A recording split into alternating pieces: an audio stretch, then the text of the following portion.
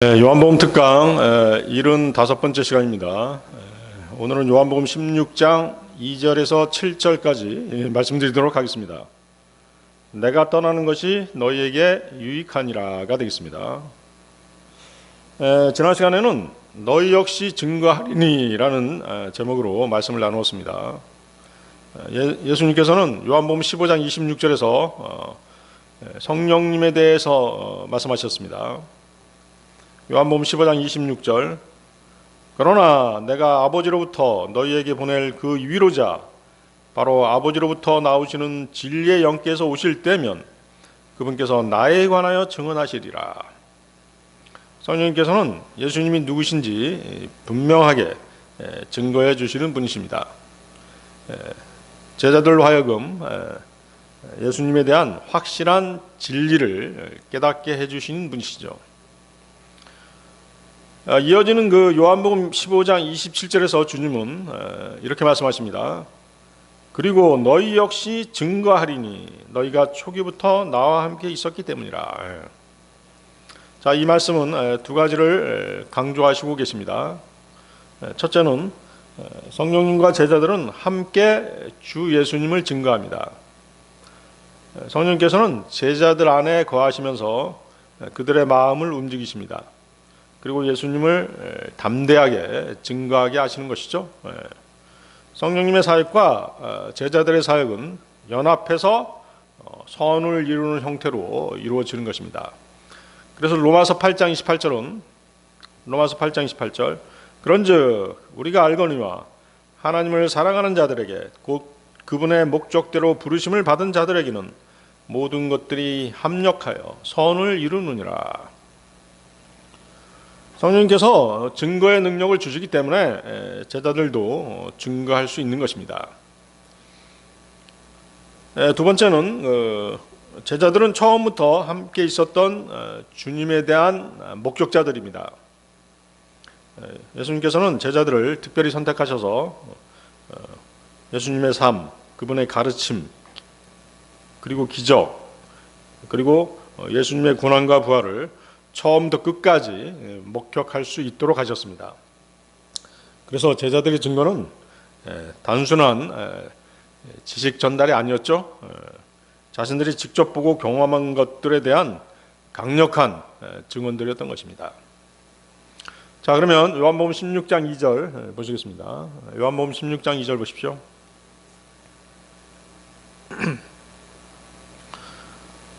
그들이 회당에서 너희를 추례하리라. 진정 그 시간이 오나니 누구든지 너희를 죽이는 자는 자신이 하나님을 섬기고 있다고 생각하리라. 유대인의 회당에서 추례한다고 말하죠. 그리고 제자들을 죽일 것이다. 믿는 자들을 죽일 것이다 라고 얘기해요. 그런데 놀라운 사실은 그리스도인들을 죽이는 것이 하나님을 섬기는 것이다 라고 이렇게 생각한다는 것이죠. 자, 주님께서는 1절에서 어떤 박해를 당하더라도 놀라지 말라고 충고하셨습니다. 그리고 여기 2절에서는 어떤 일이 일어날지를 더욱 상세하게 말씀해 주시는 것이죠. 자, 너희를 죽이는 자는 누구든지 하나님을 섬기고 있다고 생각하리라. 어처구니 없고 이해하기 어려운 상황이 벌어진다는 말씀입니다. 박해하는 자들이 다름 아닌 하나님을 믿는다고 말하는 자들이라는 것이죠. 그래도 주님께서는 놀라지 말라고 말씀하십니다. 하나님을 섬긴다고 하는 자들이 그리스도인들을 박해합니다. 오히려 상대방 그리스도인을 비난하고 그들을 죽이는 것입니다. 사실 이런 양심도 없고 상식적으로 이해할 수 없는 일들은 작금에도 벌어지죠. 지금 이 세상에서도 벌어지고 있어요. 가까운 예로 성경만 해도 그렇습니다. 자신들과 같은 번역본을 쓰고 있지 않은 그리스도인들을 끊임없이 비난하고 조롱하잖아요. 자신들이 번역해서 쓰고 있는 성경이 가장 잘 번역된 성경이고 훌륭한 성경이면 행동으로 그것이 나타나야 되겠죠? 그렇지 않지 않습니까? 다른 번역본을 쓰는 사람들을 만나면 세상에 그 말도 안 되는 이단들을 만난 듯이 깎아내리고 조롱하고 안하무인격으로 온갖 추태를 다 부리는 것이 그들의 모습입니다. 교회 안에 불의한 일들에 대해서는 입 한 번 뻥끗 못하는 그들이 다른 번역본을 쓰는 그리스도인을 만나면 원수를 만난 듯이 그렇게 광분하는 것입니다. 가장 잘 번역된 성경을 쓴다면 그것이 행동으로 또 인격으로 나타나야 되는 것입니다. 그런데 그들이 그렇지 못하다는 것은 그들이 보고 있는 성경이 완전하지 못하다는 것이죠. 그들의 행동과 인격을 보면 그들 공동체가 얼마나 천박한 집단인지를 알 수 있는 것입니다. 그들의 믿음 생활이 진실하고 신실하지 못하면 그리스도의 이름을 앞세운다고 할지라도 구원받지 못한 세상 사람들과 똑같은 것입니다. 오히려 그런 자들이 앞장서서 자신들과 함께 하지 않는다고 그리스도를 따르는 자들을 핍박하는 것입니다. 그들은 자신들의 성경이 가장 옳다고 말하지만 정작 그들은 그리스도를 잘못 배운 자들인 것이죠. 계속 보십시오. 너희를 죽이는 자는 누구든지 하나님을 섬기고 있다고 생각하리라. 그렇죠? 중세 암흑 시대에 이런 일이 있었죠. 우리는 지금까지 이런 짓을 자행해온 자들이 누구인지 잘 알고 있습니다. 자신들도 그리스도인들이라고 주장하는 로마 카톨릭이 그들입니다. 로마 카톨릭은 성경대로 믿는 그리스도인들이 하나님을 배신한 이단이라고 몰아붙이고 수많은 사람들을 살육해 왔던 것입니다. 그들이 너희를 회당에서 추리하리라. 그리스도인들에 대한 박해가 먼저 같은 종교 집단에서 가해진다는 것은 놀랄 일이 아닙니다. 로마 카톨릭을 비롯한 모든 종교 집단은 하나님께 속한 자들이 아닌 것이죠. 세상에 속한 자들입니다. 마귀 편에 속했다고 해도 과언이 아니죠. 타락하고 배교한 교회들도 마찬가지입니다.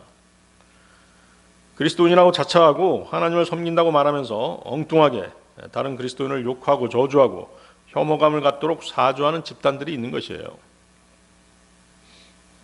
그들은 올바로 하나님을 섬기는 것이 아니라 종교놀이, 교회놀이를 하고 있는 것입니다. 그들 교회는 자신들이 세상 죄와 얼마나 연루되었는가를 지적하고 자신들의 반성경적 행태를 질타하는 신앙적 양심을 가진 사람들을 오히려 비난하고 내쫓는 것입니다. 그런 썩어빠진 교회에서 내쫓기는 것은 오히려 다행스러운 일이겠죠. 제자들의 피할 수 없는 고통은 두 가지가 있습니다. 주님께서는 두 가지 예를 들어서 말씀하시죠. 하나는 마음에 가해지는 극심한 고통입니다. 정신적 고통인 것이죠. 두 번째는 육체에 가해지는 최종적인 고통, 죽음이 될 것입니다. 그리스도인들에게 이러한 핍박을 가하는 자들이 바로 같은 하나님을 잘 섬긴다고 주장하는 유대인들이었습니다. 자, 제자들은 다 유대인이었습니다. 그렇기 때문에 유대인들이 회당에서 추례당한다라고 하는 것은 더 이상 함께 예배에 참여할 수 없게 되는 것 그 이상의 충격적인 일이었습니다. 추례를 당한 사람은 일반 유대 백성들이 누리는 특권을 모든 특권에서 박탈당하게 됩니다. 그가 이전에 알고 지냈던 동료들과의 교제에서 끊어지게 되는 것이죠. 동료들뿐만 아니라 부모, 이웃들과의 관계에서도 끊어지게 되는 것이에요. 부모들도 너는 더 이상 내 자식이 아니야라고 그렇게 외면하는 것이 유대 사회의 특징인 것이에요.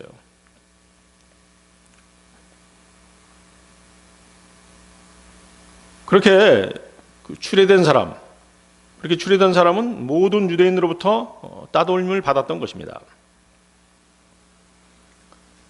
그 추례의 고통은 죽은 후까지도 그 사람을 따라다녔습니다.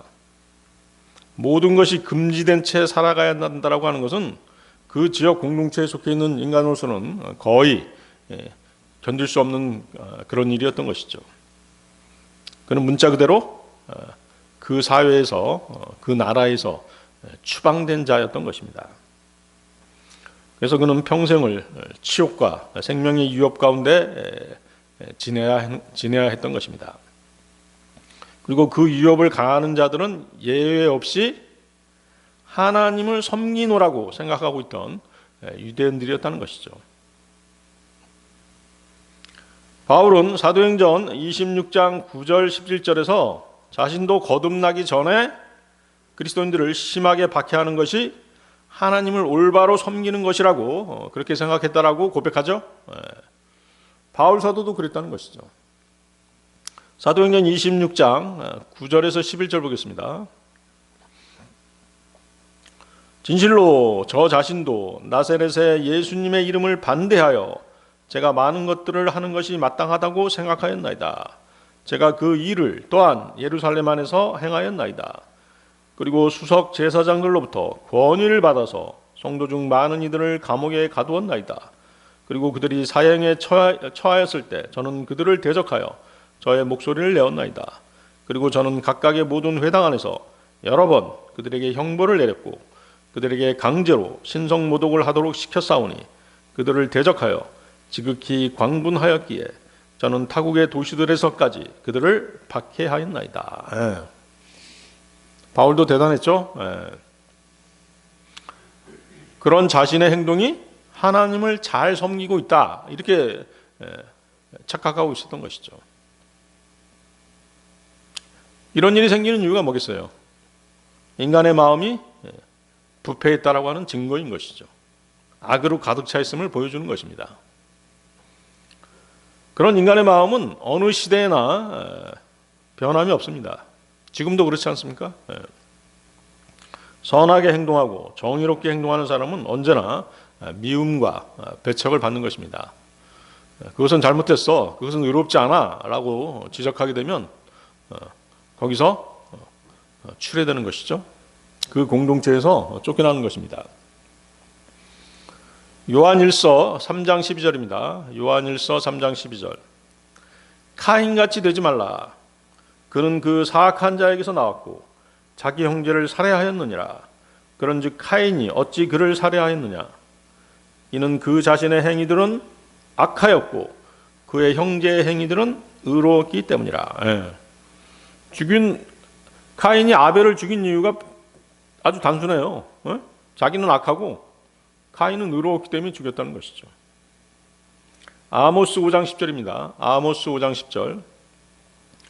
그들이 대문에서 꾸짖는 자를 증오하나니 그들은 올바르게 말하는 자를 혐오하는도다. 이것이 세상이에요. 세상이 악하다는 증거이고 사람들이 악하다는 증거인 것이죠.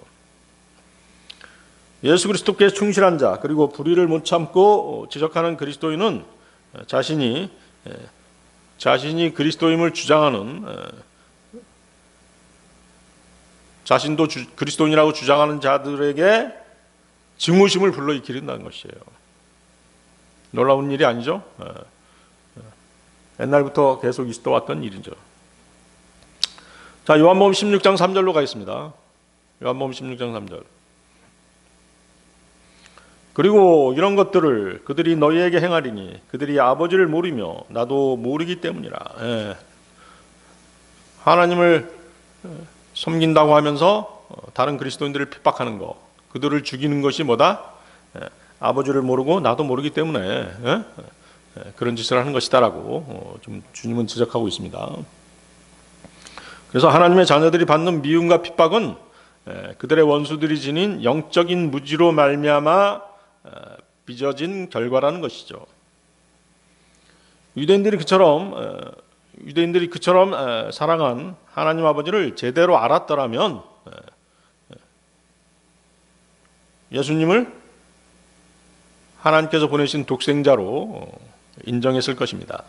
그리고 예수님을 인정했다면 그분을 따르는 자들을 악하게 대하지 않았을 것입니다. 요한일서 5장 1절인데요. 요한일서 5장 1절. 누구든지 예수님께서 그리스도이심을 믿는 자는 하나님으로부터 태어난 것이라.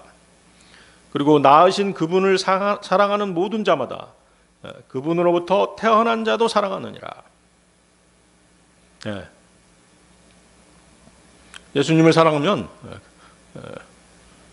형제 자매들도 사랑해야 되는 것이에요.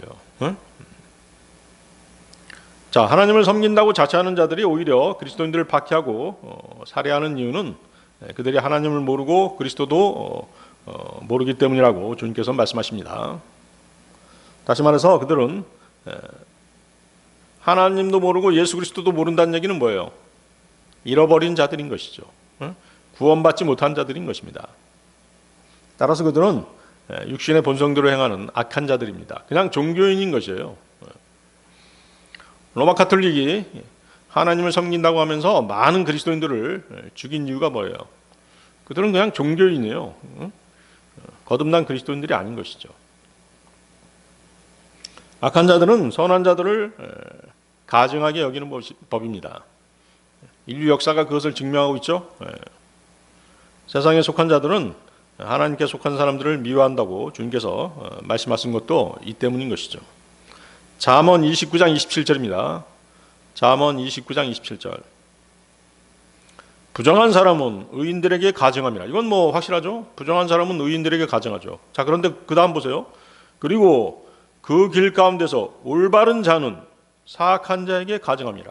올바른 자는 사악한 자에게 가증하지다는 것이죠.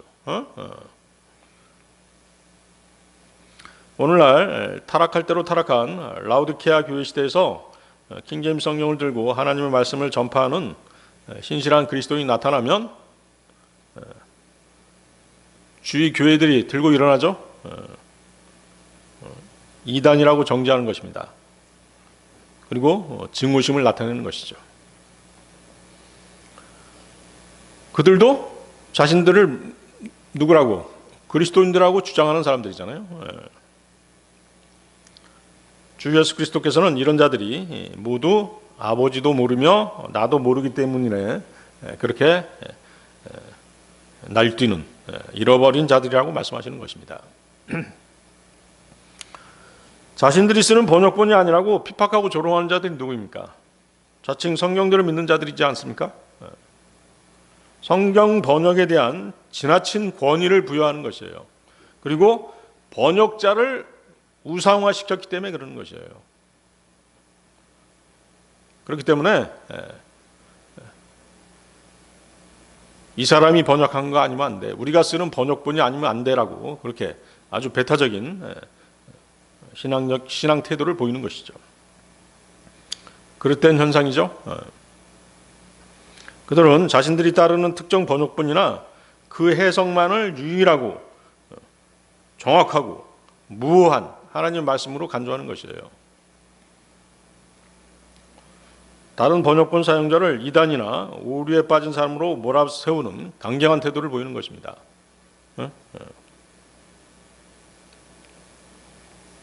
그리고 그들 공동체에 속한 사람들을 그런 방향으로 쇠뇌시키고 교육시키는 것이죠.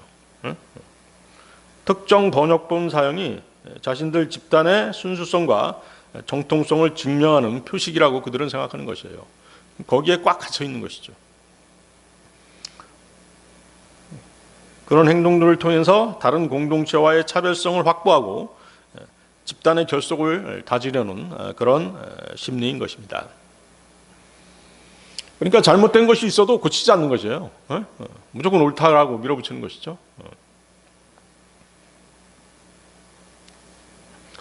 그들은 성경이 전달하고자 하는 핵심적인 하나님의 사랑, 구원, 그리스도의 정신보다 번역본의 언어, 그 언어의 문자적 정확성 또는 특정 단어나 형식적인 측면에 집착하는 것이죠. 어떤 번역본을 쓰느냐로 그 그리스도인을 판단하는 것이에요. 성경은 그리스도인들이 서로를 대하는 태도, 그리고 신앙의 비본질적인 문제로 다투지 말 것을 명령하고 계십니다. 서로 사랑하고 판단하지 말아야 되는 것이죠. 가장 중요한 것은 성경의 정신과 사랑을 실천하는 것입니다. 번역본의 차이는 본질적인 문제가 아니에요. 비본질적인 문제인 것이죠. 요한복음 13장 34절 35절입니다. 요한복음 13장 34절 35절. 내가 너희에게 새로운 명령을 주노니 너희는 서로 사랑하라. 내가 너희를 사랑해 왔듯이 너희도 서로 사랑하라. 만일 너희가 서로에게 사랑이 있다면 이것으로 인하여 모든 사람이 너희가 나의 제자들임을 알게 되리라. 그리스도의 제자됨을 증명하는 것은 어떤 번역본을 쓰느냐가 아니라는 것이죠. 서로에 대한 사랑인 것입니다. 로마서 14장 1절인데요. 로마서 14장 1절. 너희가 믿음이 약한 자를 받아들이되 의심을 품게 하는 논박들을 하지 말라. 로마서 14장 4절. 그 밑에 로마서 14장 4절. 다른 사람의 종을 판단하는 너는 누구냐? 그가 서거나 쓰러지는 것이 그 자신의 주인에게 있도다. 진정 그가 붙들림을 받으리라. 이는 하나님께서 능히 그를 서게 하실 수 있기 때문이라. 아멘. 다른 그리스도인 형제 자매가 어떤 번역본을 쓰든 그를 심판할 권한은 우리에게 없는 것이에요. 그들의 신앙은 궁극적으로 하나님께 속한 문제인 것입니다. 성경은 불필요한 논쟁과 분열을 경계하시는 것이죠. 디모데전서 6장 4절입니다. 디모데전서 6장 4절. 그는 교만하여 아무것도 모르면서 오히려 말씀들에 대한 의문들과 분쟁들만 좋아하는 자니 이런 것들로부터 시기와 분쟁과 비방들과 악한 추측들이 나오느니라. 번역본 논쟁과 같은 비본질적인 문제로 그런 비본질적인 문제로 다투는 것은 분쟁과 비방에 해당될 수 있다라고 성경은 경고하고 있는 것입니다. 에베소서 4장 3절인데요. 에베소서 4장 3절. 화평의 띠 안에서 성령의 하나 되게 하심을 지키도록 노력하라. 그리스도 안에서 이미 하나 된 교회는 사소한 차이로 분열하지 않고 화평을 유지하기 위해 노력해야 됩니다. 골로새서 3장 13절인데요. 골로새서 3장 13절. 만일 어떤 사람이 누군가와 언쟁이 있다면 서로 참아주고 서로 용서하라. 곧 그리스도께서 너희를 용서하신 것 같이 너희 역시 그렇게 행하라. 다른 사람의 신앙 방식에 대한 불만이나 섭섭함이 있을지라도 그리스도의 용서의 본을 따라 서로 용납하려는 태도가 필요합니다. 성경 번역본을 포함해서 신앙의 비본질적인 부분으로 그리스도인을 핍박하거나 조롱하는 행위는 그리스도의 사랑과 화평의 정신에 어긋나는 태도입니다. 자, 요한복음 16장 4절로 가겠습니다. 요한복음 16장 4절. 그러나 이런 것들을 내가 너희에게 알렸나니 그 시간이 올 때 너희로 하여금 내가 그것들에 관하여 알려준 것을 기억하게 하려 함이라. 그리고 내가 초기에 이런 것들을 너희에게 말하지 아니하였던 것은 내가 너희와 함께 있었던 까닭이라. 자, 주님께서는 이제 제자들을 떠나실 때가 더욱더 가까워졌습니다. 그들이 세상으로부터 박해받게 될 것을 예고해 주시고 계시죠. 그리고 그리스도를 따르는 사람들답게 올바르게 처신하도록 권면해 주시고 계십니다. 주님께서 이런 일들을 말씀해 주시는 이유가 거기 1절에서는 16장 1절에서 뭐라고 말씀하셨어요? 너희가 실족하지 않게 하려 함이라고 말씀하셨습니다. 그리고 여기 4절에서는 내가 그것들에 관하여 알려준 것을 기억나게 하려 함이라.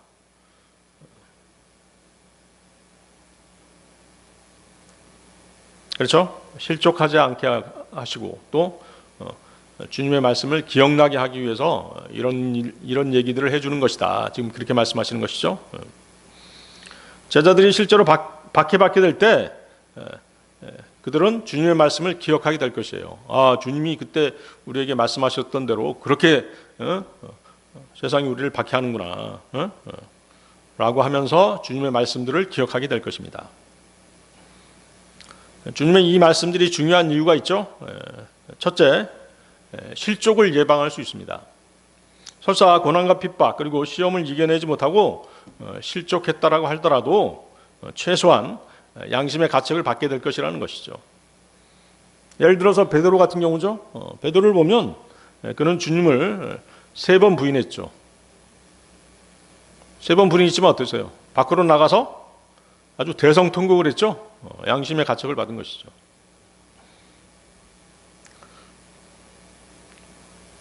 그러니까 주님의 말씀을 기억한 것이에요. 주님의 말씀을 기억했기 때문에 양심의 가책을 심하게 받아서 밖에 나가가지고 아주 대성통곡을 한 것이죠.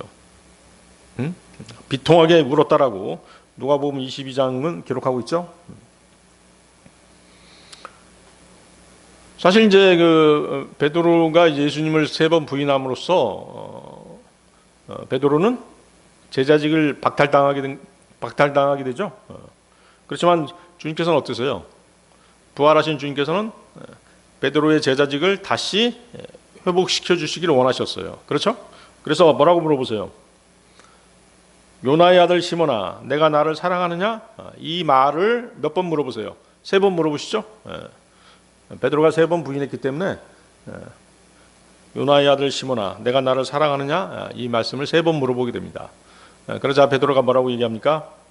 주여, 당신께서 모든 것을 아시며 제가 당신을 사랑하는 것을 아시나이다 라고 거듭 다짐하게 되죠. 그리고 주님께서는 그의 제자직을 회복시켜 주신 것이죠. 자, 두 번째는 제자들이 박해당하면서 주님의 말씀을 기억해냄으로써 성경 예언이 성취된다는 것을 확인할 수 있는 것이에요. 주님께서 하신 모든 약속이 반드시 이행되고 있구나라는 확신을 얻게 되는 것이죠. 자, 주님이 하신 말씀이 그 주님의 말씀대로 다 이행되고 있어요. 다 실현되고 있어요. 그러면 어떻게 되겠어요? 더욱더 주님을 신뢰하고 주님만을 의지하게 되는 것이죠. 그렇겠죠? 네. 자, 다시 보십시오. 요한복음 16장 그 뒷부분. 내가 초기에 이런 것들을 너희에게 말하지 아니하였던 것은 내가 너희와 함께 있었던 까닭이라. 예. 자, 주님은 제자들에게 처음부터 말씀하시지 않으신 이유를 밝혀주고 계시죠. 사실 그들의 믿음이 연약했기 때문에 주님의 완전한 계시를 제자들이 사실 감당할 수 없었죠. 주님께서 완전히 계시해 주셨더라면 그들의 연약한 믿음은 흔들릴 수도 있었습니다. 믿음이 성장하기도 전에 너희 유대 회당에서 추례당할 거야. 너희들 박해당하고 죽임당할 수 있어. 이렇게 되면 어떻게 했어요? 그들의 믿음이 흔들릴 수밖에 없는 것이죠. 그래서 그들은 주님의 말씀을 서서히 단계적으로 받아들여야만 했던 것입니다. 주님은 단번에 모든 것을 깨우쳐 주시지 않으시죠? 그들이 받아들일 수 있는 만큼만 조금씩 알게 해줍니다. 여러분들이 경험적으로 그거 알 수 있을 거예요. 내가 성경을 많이 읽고 주석수도 많이 읽고 성경 공부 무지하게 많이 한다고 하더라도 어때요? 막상 말씀을 실천하려고 하면 잘 되지 않죠? 그런 경험들이 쌓여서 그분의 말씀들을 하나하나 다 흡수할 수 있게 되는 것이에요. 처음부터 소화할 수 있는 건 아니라는 것이죠.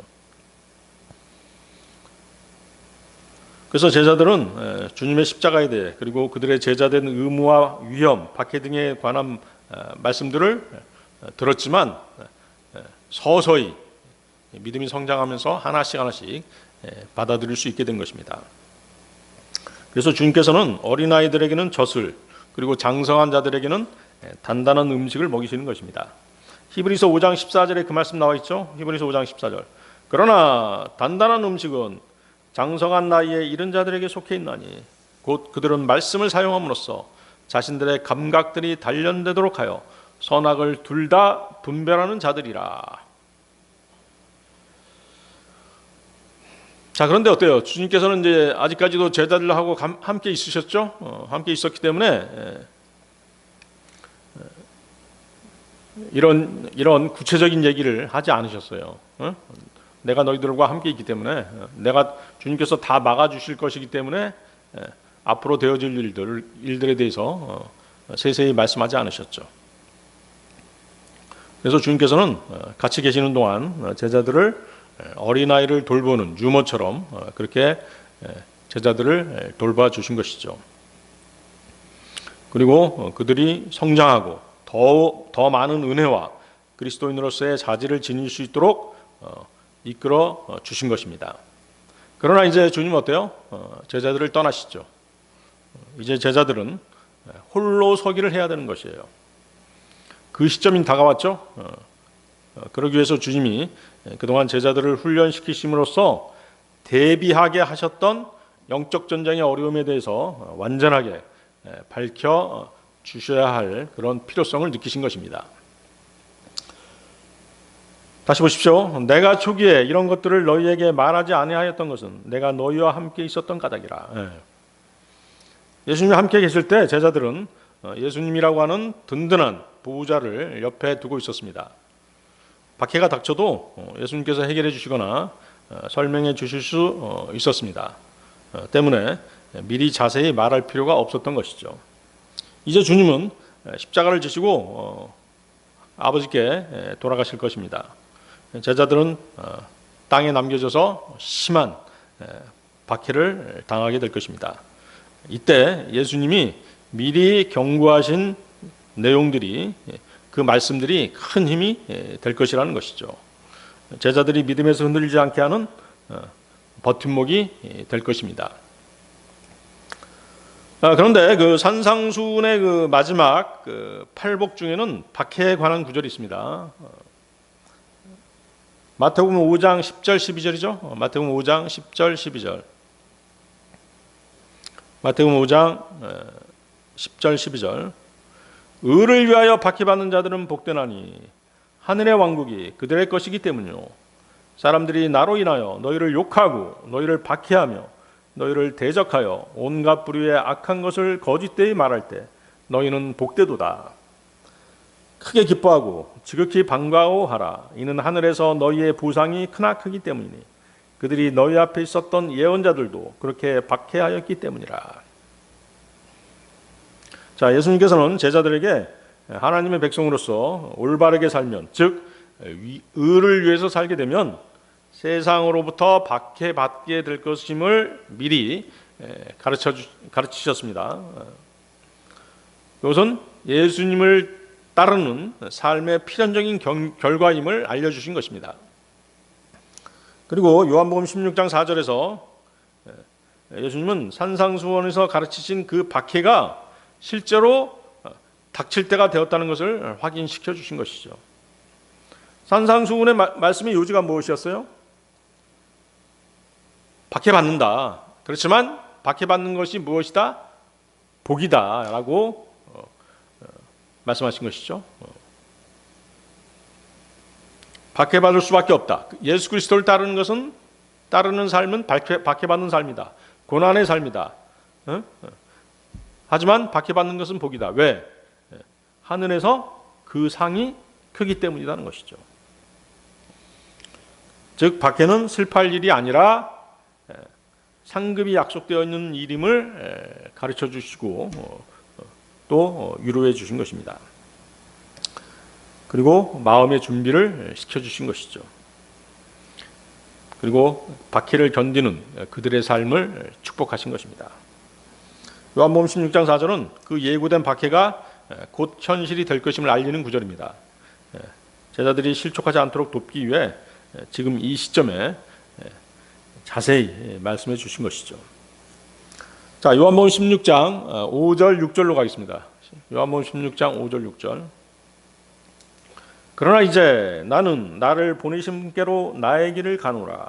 그런데 당신께서 어디로 가시나이까? 라고 너희 중에 아무도 나에게 묻지 않고 오히려 내가 너희에게 이런 것들을 말한 까닭에 너희 마음이 슬픔으로 채워졌도다.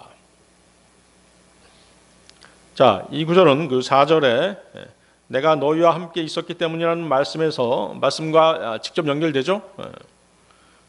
주님은 그러나 이제 더 이상 너희와 함께 있지 못하게 될 것이라고 말씀하고 계신 것이죠.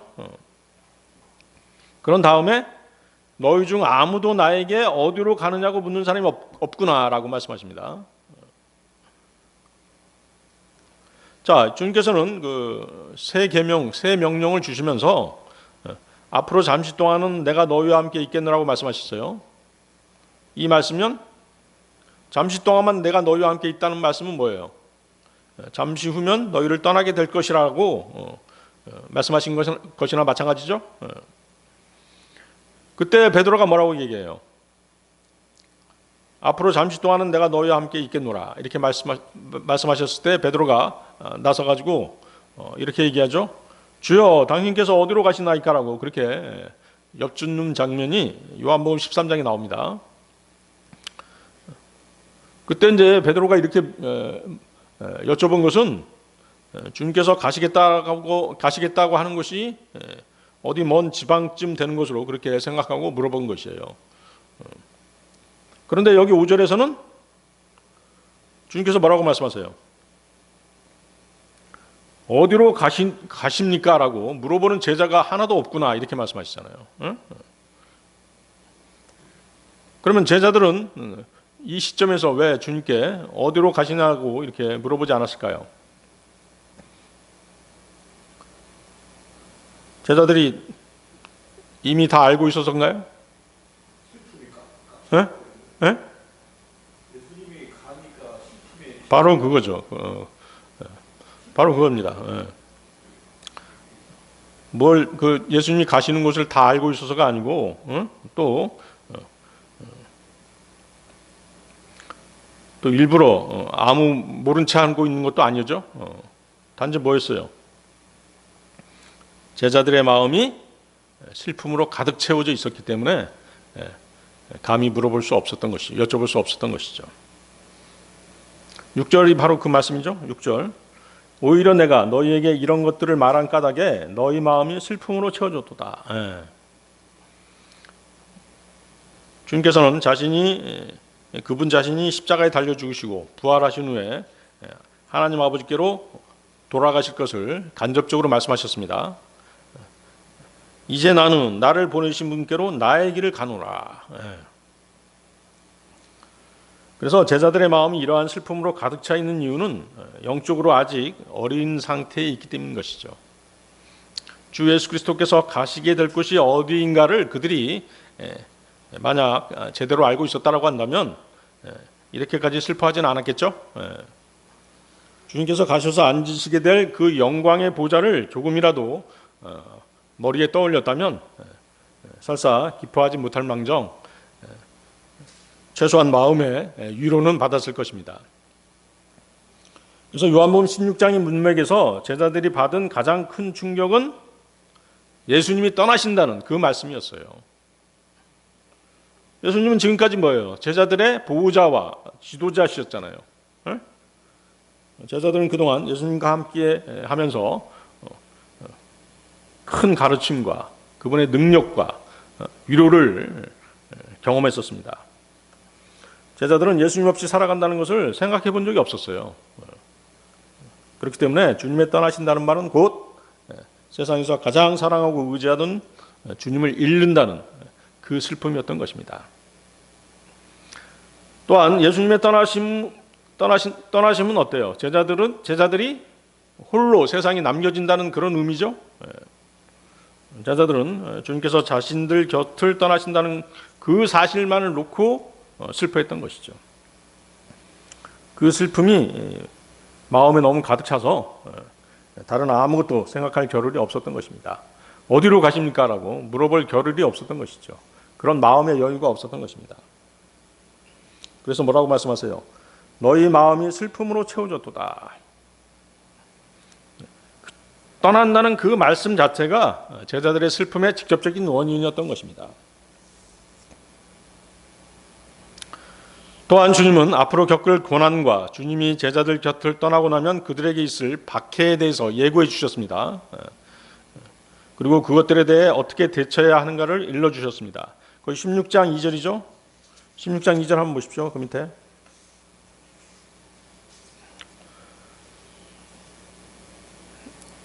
그 위에죠. 그 위에 16장 2절 아까 말씀드렸죠. 사람들은 너희를 회당에서 쫓아낼 것이다. 너희를 죽이는 자가 하나님을 섬기는 것이다고 생각할 것이다. 이렇게 말씀하시죠. 제자들은 이미 15장에서 세상의 미움에 대해서 들었습니다. 예수님이 떠나시면 그 미움이 직접 자신들에게 쏟아진다는 것을 알게 되었죠. 따라서 그들의 마음은 주님이 떠나신다는 그 슬픔에 더해서 우리가 주님 없이 박해를 견뎌야 하는가라는 두려움도 함께 있었던 것입니다. 그러나 제자들의 주된 문제는 주님의 떠나심의 의미를 아직 확실하게 이해하지 못한다는 데 있었습니다. 예수님은 16장 7절에서 내가 떠나는 것이 너희에게 유익이다 라고 말씀하십니다. 왜 그렇죠? 예수님이 떠나시는 것이 왜 유익이죠?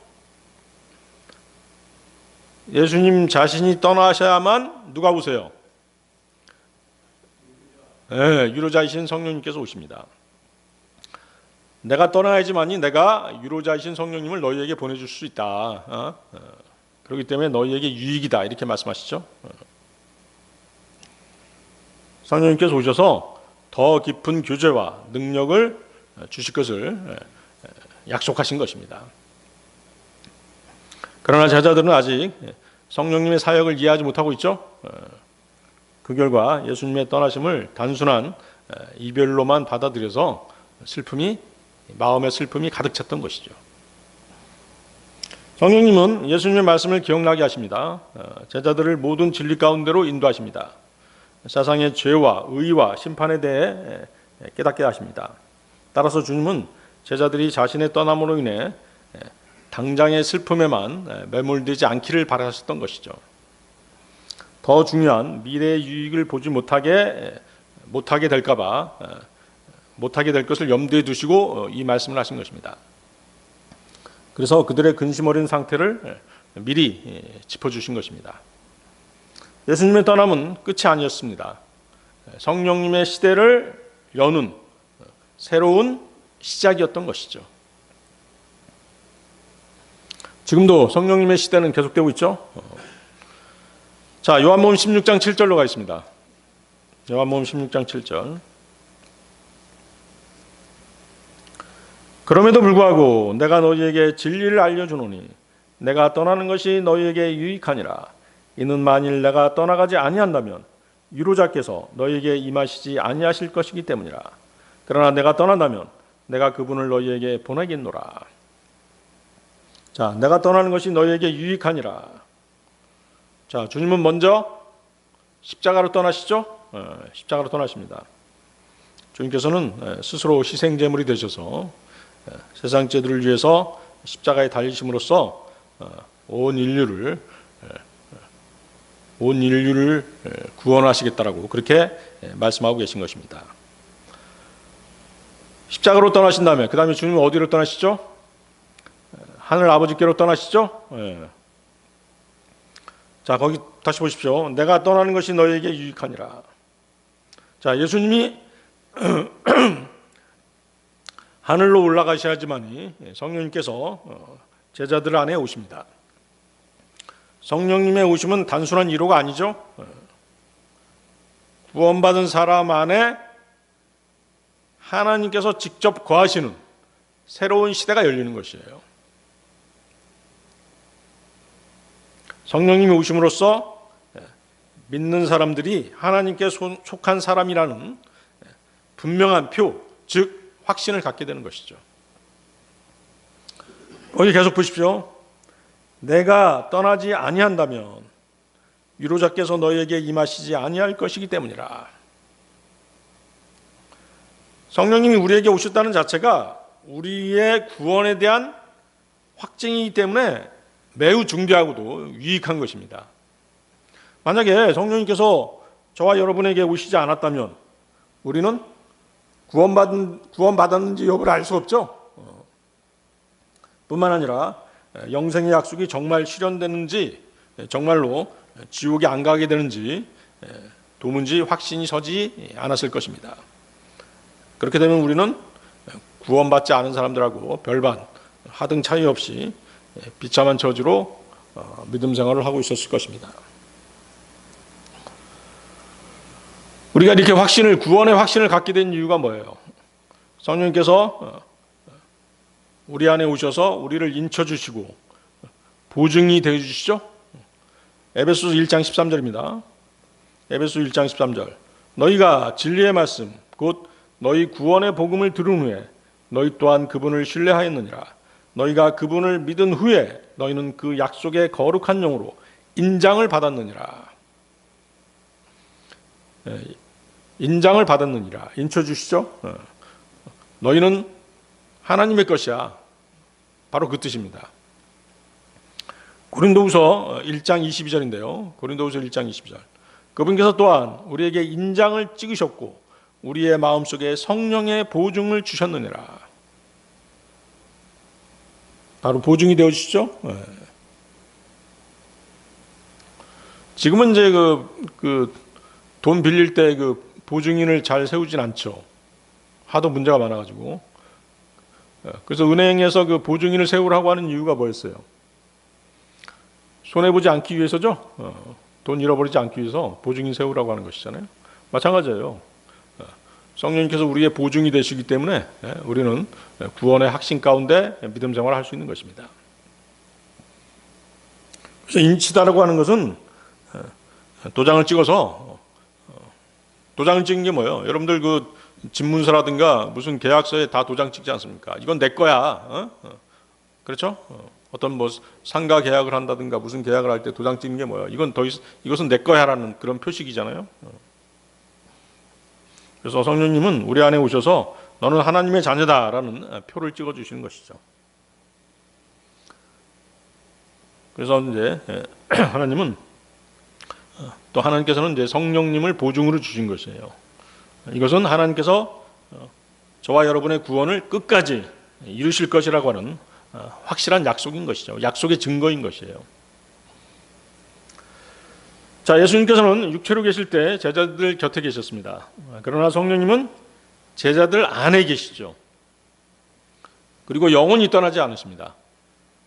성령님이 오셔야 믿는 사람 안에 하나님의 생명과 확신이 주어지는 것입니다. 그래서 여러분들이 여기서 이제 오해하면 안 되는 그런 내용이 있죠. 성령님이 오셨다라고 하는 것은 예수 그리스도 주님께서 영의 형태로 우리 안에 오셨다라고 하는 그 말씀과 똑같은 것입니다. 자, 여러분들 고린도후서 13장 5절 보세요. 고린도후서 13장 5절.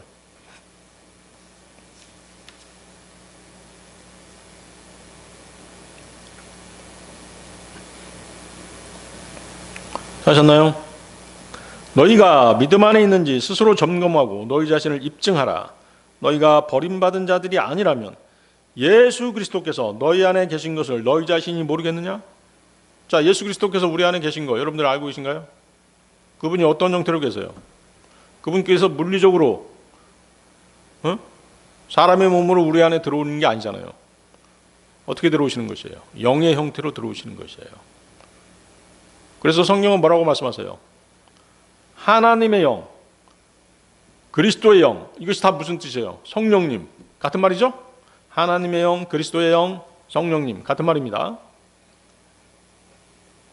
그래서 이 고린도후서 13장 5절을 얘기하면서 바울은 뭐라고 얘기하신 것이에요? 그리스도인은 예수님이 영으로 그 사람 안에 거하고 계신다. 그리고 이것은 너희들이 알고 있어야 할 기본 진리다라고 이렇게 얘기하는 것이죠. 그래서 성령님이 우리 안에 계시다는 것은 예수님이 그분의 영으로 우리 안에 계신다는 것과 같은 개념인 것이에요. 자, 한 구절 더 찾아보겠습니다. 로마서 8장 9절 보세요. 로마서 8장 9절.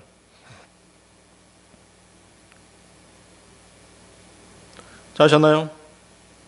그러나 하나님의 영께서 너희 안에 거하신다면 너희는 육신 안에 있지 아니하고 오직 성령 안에 있느니라. 이제 만일 어떤 사람에게 그리스도의 영이 없다면 그는 전혀 그분께 속한 자가 아니니라. 거기다 비추시면 되겠죠? 하나님의 영, 그리스도의 영 다 나오죠? 성령님을 다른 말로 그리스도의 영, 하나님의 영이라고 그렇게 말씀하시잖아요. 그러니까 성령님이 우리 안에 계시다는 것은 뭐다? 예수님이 우리 안에 계신 것과 같다.